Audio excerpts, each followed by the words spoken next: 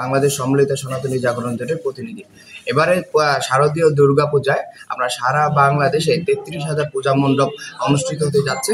এর মধ্যে আমরা আমাদের সম্মিলিত সনাতনী জাগরণ জোট এবং বিভিন্ন সংখ্যালঘু সংগঠনের পক্ষ থেকে 700+ পূজা মণ্ডপকে আমরা ঝুঁকিপূর্ণ হিসেবে নির্ধারণ করেছি। এর মধ্যে আমাদের সাতক্ষীরা জেলাতেই 55টিকে আমরা নির্ধারণ করেছি। পাশাপাশি পূজা যখন আসে, জানেন যে একটি সাম্প্রদায়িক অপশক্তি সবসময় তারা একটি সাম্প্রদায়িক সম্প্রীতি নষ্ট করার জন্য কাজ করে থাকে। সেজন্য আমাদের কাছে সরকারের কাছে দাবি 33,000 পূজা মণ্ডপেই যেন এবার পর্যাপ্ত নিরাপত্তা দেওয়া হয়। পাশাপাশি অধিক ঝুঁকিপূর্ণ পূজা মণ্ডপগুলোতে যাতে সেনাবাহিনী নিয়োগ করা হয়, এইটাই আমাদের অত্যন্ত দাবি ছিল। আজকে সংঘর্ষ হলো। ইতিমধ্যে জানেন যে পূজা শুরু হয়নি। এই পূজা শুরু হওয়ার আগ পর্যন্ত আমাদের প্রায় 60টি প্রতিমা ভাঙচুর করা হয়েছে।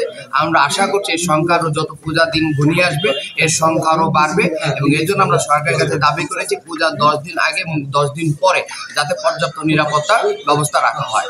পূজা আসলেই স্বরাষ্ট্র মন্ত্রণালয়, অন্যান্য মন্ত্রণালয়ে তাদের মিটিং বেড়ে যায়, এটা আজকের কথা নয়। আর স্বরাষ্ট্র মন্ত্রণালয়ে আমরা বলবো যে অযাচিত কথাগুলো না বলে বরং নিরাপত্তার বিষয়টা দেখার জন্য, কারণ স্বরাষ্ট্র উপদেষ্টা যখন বলেছে পূজা মণ্ডপে এবার মদ ও গাঁজার আসর বসতে দিবে না, এই কথা বলার সাথে সাথে কিন্তু আমাদের ধর্মীয় অনুভূতিতে আঘাত লেগেছে। কারণ আমাদের পূজায় কখনো মদ গাঁজা বিক্রি করা হয় না, এবং এই পূজায় মদ গাঁজা ব্যবহারও করা হয় না। কেউ যদি ব্যক্তিগত কারণে মদ গাঁজা ব্যবহার করে, এটা কখনোই একটি সম্প্রদায়ের উপর বর্তায় যায় না, এটি কখনোই পূজার সাথে সংশ্লিষ্টতা নয়। এবং এইসব বক্তব্য পরিহার করে যাতে পূজাটা সুন্দরভাবে হয়, আমি বর্তমান সরকারকে অনুরোধ করব, এবং বিশেষ করে স্বরাষ্ট্র মন্ত্রণালয়কে অনুরোধ করব তারা যাতে পর্যাপ্ত ব্যবস্থা গ্রহণ করে। এখন তো আমি আপনাকে শাশ্বত বলতে পারবো না, আমরা পেজের মাধ্যমে প্রয়োজন আপনাদেরকে জানিয়ে দেব। ওয়ালটন এখন দেশের সীমানা পেরিয়ে পৌঁছে গিয়েছে 50টিরও বেশি দেশে। ওয়ালটন, ঘরে ঘরে বিশ্বজুড়ে।